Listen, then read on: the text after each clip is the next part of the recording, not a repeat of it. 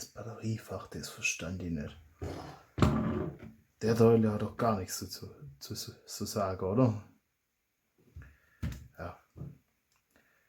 Ja, gucken mal, dass man die Rippe wegmacht. Und ein neues Kabel noch. Das mal auf die Seite, wenn man. Das habe ich nicht gern so in der Nähe, wenn ich da mit Lötkolben und mit dem Häuskleber rumbastel.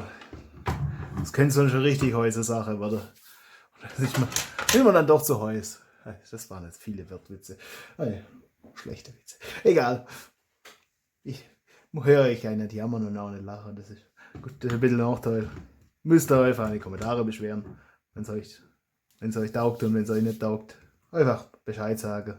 Dann weiß ich auch, was Sache ist, was euch was bringt und was euch nichts bringt. Oder ich sage mal ein anderes Kabel noch.